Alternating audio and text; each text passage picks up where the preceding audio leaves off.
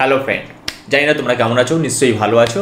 অনেকদিন পরে ফেরত এলাম লার্ন ইংলিশ উইথ হিমাদ্রি স্যারে। আমি তোমাদের হিমাদ্রি স্যার। আমরা মাঝখানে বহুত ব্যস্ত ছিলাম, ভারতবর্ষে ইলেকশন, প্রধানমন্ত্রী নির্বাচন, এছাড়া ওয়ার্ল্ড কাপ যা এখনও চলছে, ফাইনাল খেলা এখনও হয়নি, টি-20 ওয়ার্ল্ড কাপ, এছাড়া আরও অনেক খবর নিয়ে। কখনো মাস্টারমশাইদের চাকরি চলে যাচ্ছে, কখনো নিটের কোশ্চেন পেপার আউট হয়ে যাচ্ছে, এই নিয়ে দুর্নীতি হেন তেন প্রত্যেকটা বিষয় নিয়ে টিভি চ্যানেল থেকে আরম্ভ করে সব কিছু আমাদেরকে রীতিমতো ব্যস্ত করে রেখে দিয়েছিল তো বলবো না, এখনও ব্যস্ত করে রেখে দিয়েছে। চারিদিকে একটাই খবর, খালি দুর্নীতি আর দুর্নীতি। তাহলে এই দুর্নীতির বাজারে নিজেকে টিকে থাকতে হলে নিজেকে আগে নিজের জায়গাটাকে সঠিকভাবে তৈরি করতে হবে। আর এই সমস্ত পিছনে ঘুরে ঘুরে আমরা যথেষ্ট সময় নষ্ট করে ফেলেছি, আর সময় নষ্ট করার টাইম শেষ।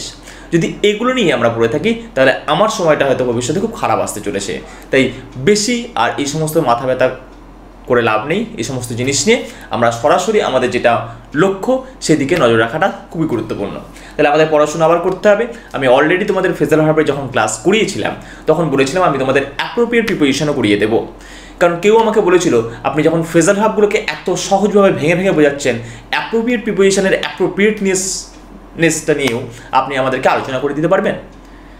তো ব্যাপারটা চ্যালেঞ্জ নয়, ব্যাপারটা হয়তো সে কীভাবে নিয়েছিল তার ব্যক্তিগত ব্যাপার। আমি তখন বলেছিলাম হ্যাঁ নিশ্চয়ই ফ্রেজাল ভার্বের ক্লাসগুলো সব শেষ হয়ে যাক, আমি নিশ্চয়ই অ্যাপ্রোপ্রিয়েট প্রিপোজিশনের ক্লাসও করাবো। অ্যাপ্রোপ্রিয়েট প্রিপোজিশনের ক্লাস আমি করাবো, কিন্তু খুব বেশি করে নয়। প্রত্যেক দিন আমরা যেমন প্রাইভেট টিউটরের কাছে যেমন পড়তে যাই, অল্প অল্প উনি পড়ান একদিনে, যে এতটা আমি আজকে এতটাই পড়াবো, এতটাই তোমাকে করতে হবে। আমিও ঠিক তাই, অল্প কিছু যখন করাবো চলবে। লেন্দি একটা প্রসেস, হয়তো 2 মাস লাগতে পারে, 3 মাসও লাগতে পারে, পরপর চলবে। কিন্তু আমি বলে রাখছি প্রত্যেকটা ক্লাসের ভিডিও যদি তোমরা মনোযোগ সহকারে দেখো, অ্যাপ্রোপ্রিয়েট প্রিপোজিশন যেমন তোমাদের ফ্রেজাল ভার্বগুলোকে তোমরা আয়ত্ত করে নিয়েছো, ঠিক সেই রকমভাবে অ্যাপ্রোপ্রিয়েট প্রিপোজিশনগুলোকেও তোমরা আয়ত্ত করে নেবে। এবার প্রশ্ন হচ্ছে অ্যাপ্রোপ্রিয়েট প্রিপোজিশনের অ্যাপ্রোপ্রিয়েটনেস। আরে বাবা, এটা নিজেই তো অ্যাপ্রোপ্রিয়েট, কিন্তু কেন অ্যাপ্রোপ্রিয়েট প্রিপোজিশন কেন অ্যাপ্রোপ্রিয়েট?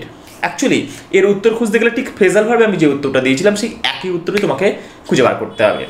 ইডিয়ামস একটা শব্দ ইংরেজিতে যেটা আমাদেরকে মাথাটাকে পুরো রীতিমতো ঘুলিয়ে দেয়। এই ইডিয়াম জিনিসটা কি? সবার আগে এইগুলো ফ্রেজাল ভার্ব বা অ্যাপ্রোপ্রিয়েট প্রিপোজিশন বোঝার জন্য ইডিয়ামটা গুরুত্বপূর্ণ। ইডিয়াম কি? ইডিয়াম এমন একটা জিনিস যেটা একটা ওয়ার্ডের যা মানে হওয়া উচিত, একটা ওয়ার্ড মানে মিনস একটা ওয়ার্ড গুচ্ছ, কতগুলো ওয়ার্ড বা ফ্রেজ যার অ্যাকচুয়ালি যা মানে হওয়া উচিত সেই মানেটা তার হয় না। কেন হয় না? কারণ সাধারণত যখন আমরা কিছু পড়ি তখন আমরা কি করি, তাতে লাইন বাই লাইন যেটা লেখা আছে তার মানেটা আমরা বোঝার চেষ্টা করি, কিন্তু সেই লাইন বাই লাইনের অর্থ কিন্তু সবসময় ঠিক হয় না। আমরা রবীন্দ্রনাথ ঠাকুরের কবিতা বলেছি, বড় বড় কিটস, সেলি, বায়রন, সবাইকার উইলিয়াম ওয়ার্ডসওয়ার্থ কবিতা পড়েছি।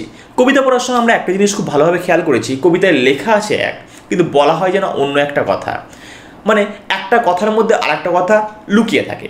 এই যে একটা কথার মধ্যে আরেকটা কথা, একটা কথা দিয়ে আরেকটা কথা বোঝানো, এটাকে আমরা বলি লিটারারি মিনিং। ইডিয়ামস জিনিসটাও তাই, ফ্রেজাল ভাবও তাই, অ্যাপ্রোপ্রিয়েট প্রিপোজিশনও ঠিক সেই ধরনের একটা জিনিস।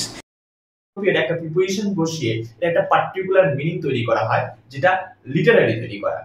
আমি বলছি না সবকটা, যে কটা আমি বলবো যে অ্যাপ্রোপ্রিয়েট প্রিপোজিশন গুলো, সেগুলো ছাড়া অন্য কোনো প্রিপোজিশন হয় না, নিশ্চয়ই হয়।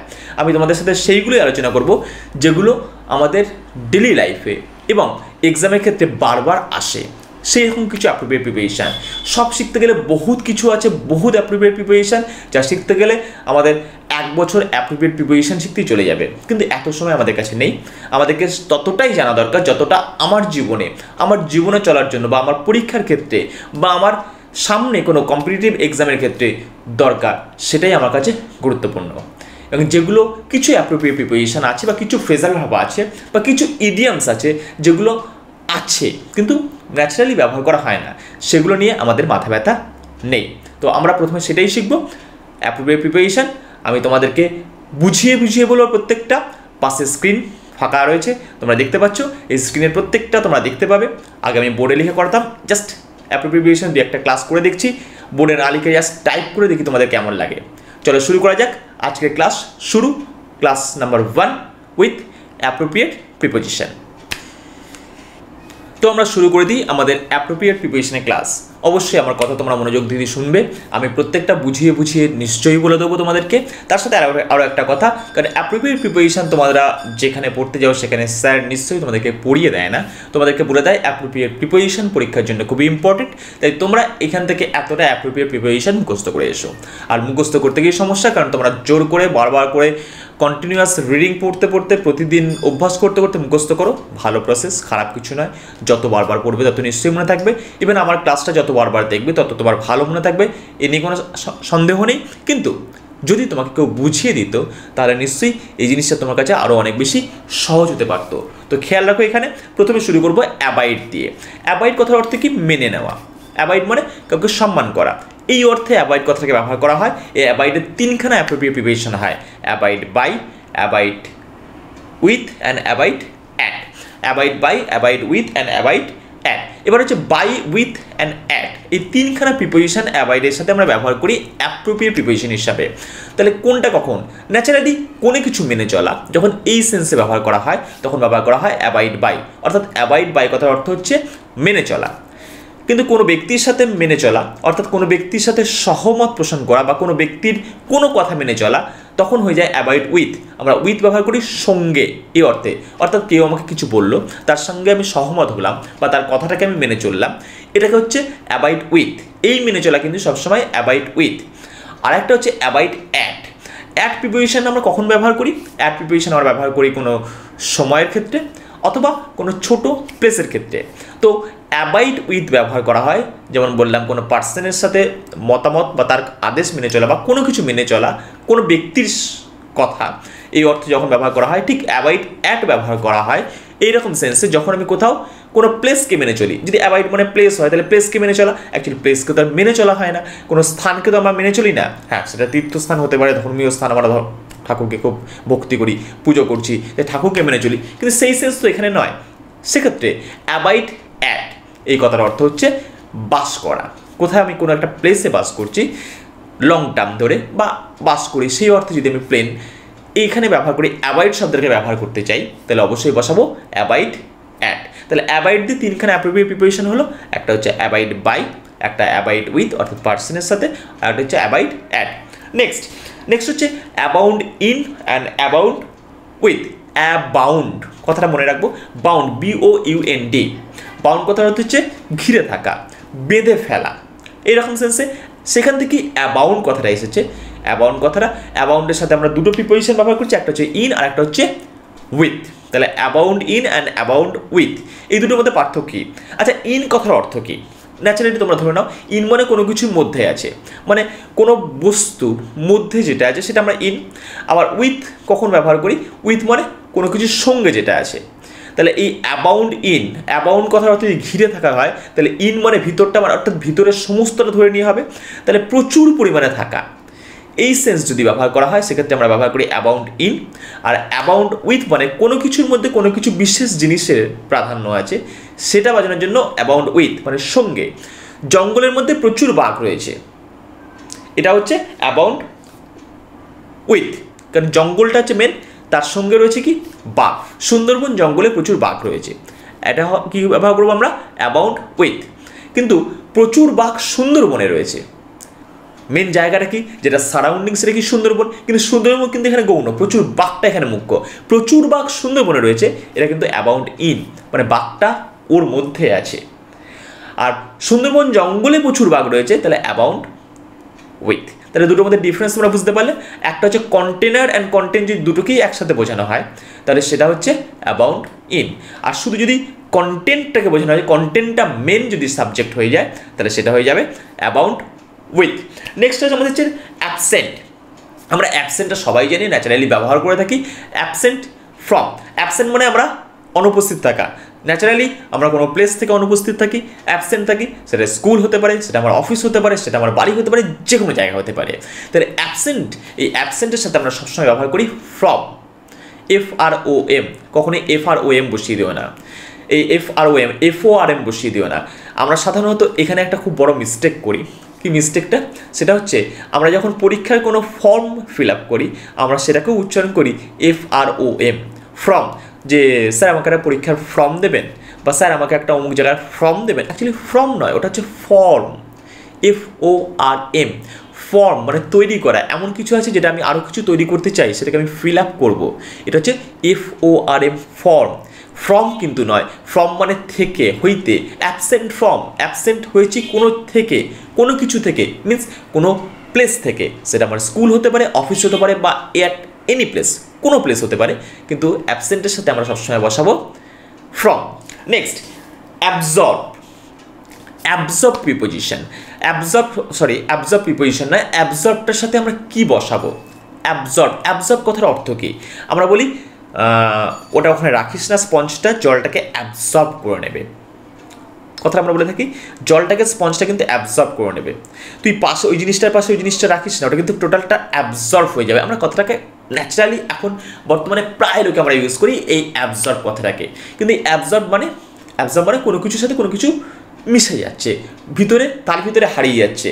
তাই কোনো কিছু যদি কারোর ভিতরে হারিয়ে যায়, তাহলে সেটা কী হবে? অ্যাবজর্বের সাথে ভিতরে চলে যাওয়া, ইন। অ্যাবজর্ব সবসময় ওই জন্য ইন প্রিপোজিশন ব্যবহার করা হয়, এটাই অ্যাপ্রোপ্রিয়েট প্রিপোজিশন। তবে এই অ্যাবজর্ব ইনের মানে কিন্তু মগ্ন থাকা, আমি মনের মধ্যে হারিয়ে গেলাম, কোনো কিছু নিয়ে ভাবনা চিন্তা করতে করতে আমি যেন আমার নিজের ভিতরে হারিয়ে গেলাম, অ্যাবজর্ব ইন। অ্যাবজর্ব ইন মানে কিন্তু কখনই নয় একটা বস্তুর সাথে আর একটা বস্তু মিশে যাওয়া।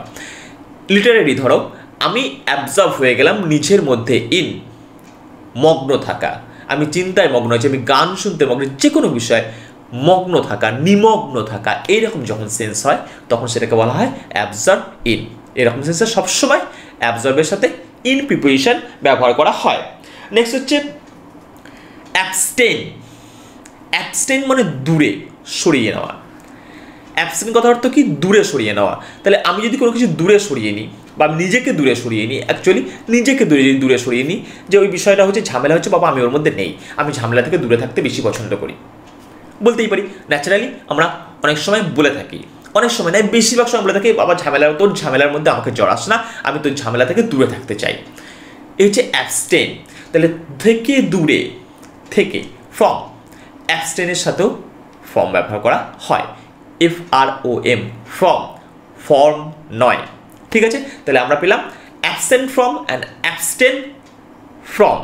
নেক্সট হচ্ছে অ্যাসিড, অ্যাক্সেস, অ্যাক্সেসেবল, অ্যাকসেপ্টেবল, এই চারখানা, এই চারটে যে ওয়ার্ড বললাম, একটা হচ্ছে অ্যাক্সিড, অ্যাক্সিড এর সাথেও টু বসে, তারপর হচ্ছে অ্যাক্সেসেবল এর সাথেও টু বসে, অ্যাকসেপ্টেবল এর সাথেও টু বসে, অ্যান্ড আর একটা বললাম অ্যাক্সেসেবল এর সাথেও টু বসে। তাহলে acid, access, accessible and acceptable, এগুলো প্রত্যেকের সাথে টু ব্যবহার করা হয়। মিনিংগুলো কি? অ্যাসিড টু, অ্যাসিড মানে অ্যাকচুয়ালি কথাটা আমরা বলি অ্যাসিড, অ্যাসিড না অ্যাক্সিড, ACCE, এই যে কথা রয়েছে AC প্রথমে একসাথে উচ্চারণ হয়, তারপর একটা আলাদা হয়ে উচ্চারণ, অ্যাক্সিড টু মিনস আমি তোমার সাথে কোনো কিছুর সাথে এগ্রি করলাম, রাজি হলাম, এই কথাটা, তখনই অ্যাক্সেড কথাটাকে ব্যবহার করা হয়, অ্যাক্সেডের সাথে টু বসে। অ্যাক্সেস, নেক্সট হচ্ছে অ্যাক্সেস, যে তোমার এই জিনিসটা আমাকে অ্যাক্সেস করতে দেবে। এই অ্যাক্সেস কথার অর্থ কী? যে তোর কাছে মোবাইলটা একটু অ্যাক্সেস করে দিবি, দাদা আপনার ল্যাপটপটা একটু আমাকে অ্যাক্সেস করতে দেবেন, দাদা আপনার সফটওয়্যারটা আমাকে একটু অ্যাক্সেস করতে দেবেন। কি চাইছি আমি অ্যাকচুয়ালি? কি অ্যাক্সেস করতে চাইছি মিনস কী চাইছি?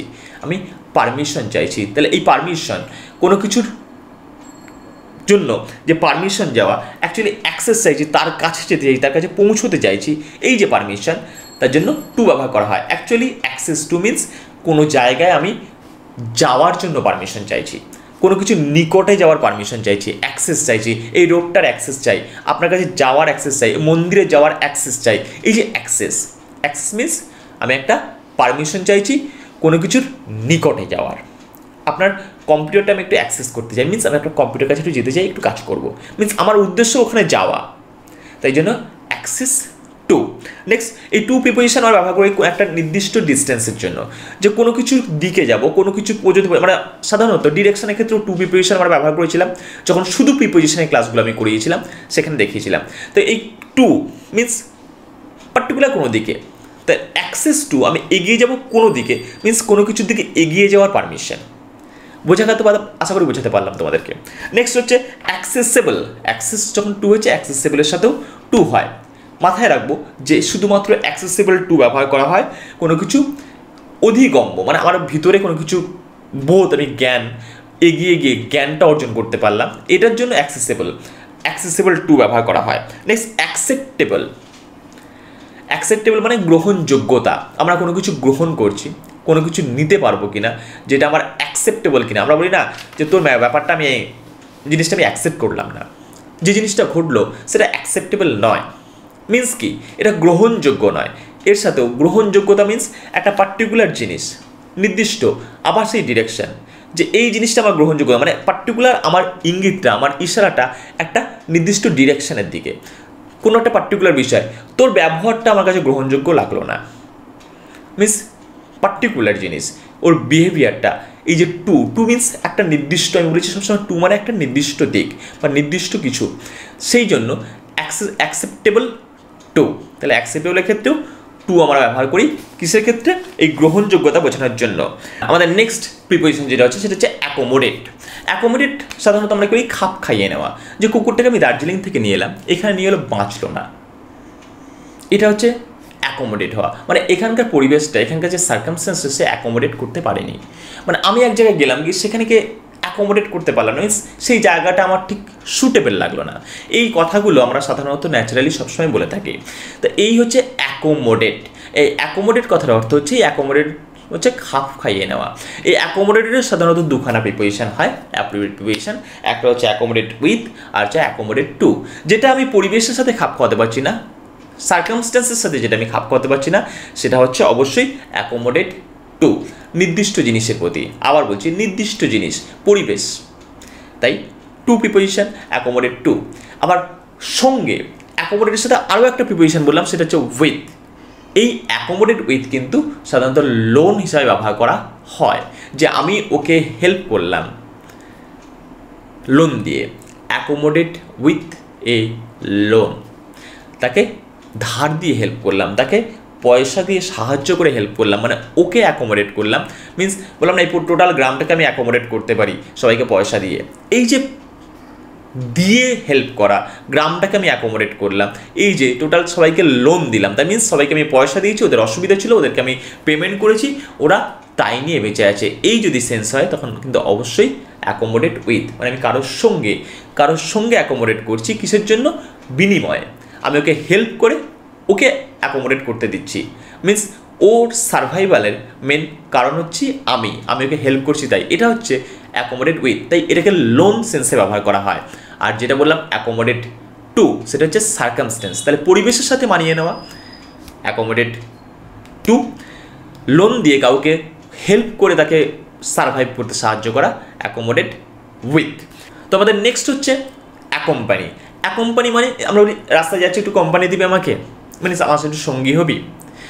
বা এই যে কথাগুলো যে আমার কেউ একজন অ্যাকোম্পানি হলে ভালো হতো, কেউ একজন কোম্পানি দিলে ভালো হতো, কেউ একজন অ্যাকোম্পানি হলে ভালো হতো, মিনস সঙ্গে থাকা বা সঙ্গী হওয়া। এই অ্যাকোম্পানি দু ধরনের হয়, সঙ্গী দু রকমের হয়। একটা হচ্ছে অ্যাকোম্পানি বাই, আর হচ্ছে অ্যাকোম্পানি উইথ। বাই কথা মানে আমি বলেছিলাম পাশে, বিসাইড অ্যান্ড বাই আমি আগে ব্যাখ্যা করেছিলাম প্রিপারেশন করার সময়। বাই মিন্স আমার পাশে কেউ রয়েছে, আমার কাছাকাছি কেউ রয়েছে, বাই, সেটা হচ্ছে বাই। তাহলে আমার পাশে কেউ থাকবে মিন্স আমার পাশে যদি কোনো পার্সন থাকে, তাহলে সেক্ষেত্রে আমরা ব্যবহার করবো অ্যাকোম্পানি বাই। কিন্তু অ্যাকোম্পানি উইথ মিন্স কোনো পার্সন নয়, কোনো থিং যদি আমার সঙ্গে থাকে, সেটা হচ্ছে অ্যাকোম্পানি উইথ। আমার ব্যাগটা আমার সঙ্গী হয়েছে, অ্যাকোম্পানি উইথ মি। ব্যাগটা, তুমি আমার সঙ্গী হয়েছো, অ্যাকোম্পানি বাই। সে আমার সঙ্গী হয়েছে, অ্যাকোম্পানি বাই। চেয়ারটা আমার সঙ্গী হয়েছে, অ্যাকোম্পানি উইথ। তাহলে এই হলো ডিফারেন্স। তাহলে উইথ মিন্স থিংস এবং বাই মিন্স পার্সন। তাহলে আমরা সাধারণত মাথায় রাখবো অ্যাকোম্পানি বাই আর অ্যাকোম্পানির উইথের মধ্যে এই ডিফারেন্সটা। তো এই আজকে আর বেশি করাবো না, এই কটাই মনে রাখা প্রথমে খুব গুরুত্বপূর্ণ। তোমাদের যদি ভালো লাগেছে এইভাবে বুঝতে পারলে, এইভাবে যদি বুঝিয়ে বললে তোমাদের অ্যাপ্রোপ্রিয়েট প্রিপারেশনগুলো একটু সহজ মনে হতে পারে, বা তোমাদের মুখস্থ করতে বা মনে রাখতে সহজ হতে পারে, তাহলে তোমরা অবশ্যই আমার নেক্সট ভিডিওগুলোকে অবশ্যই দেখবে। আমি অবশ্যই বলছি যে অবশ্যই তোমাদের এতে সুবিধাই হবে। পরের পার্টে অবশ্যই পরেরগুলো থাকবে, গ্যারান্টি দিয়ে বলছি। সবকটা অ্যাপ্রোপ্রিয়েট প্রিপারেশন যেগুলো তোমাদের জন্য ইম্পর্টেন্ট বলে মনে হবে, সবকটাই আমি তোমাদেরকে করিয়ে দেবো। সঙ্গে থাকো, সাবস্ক্রাইব করো, নিজের বন্ধুবান্ধবের মধ্যে শেয়ার করো।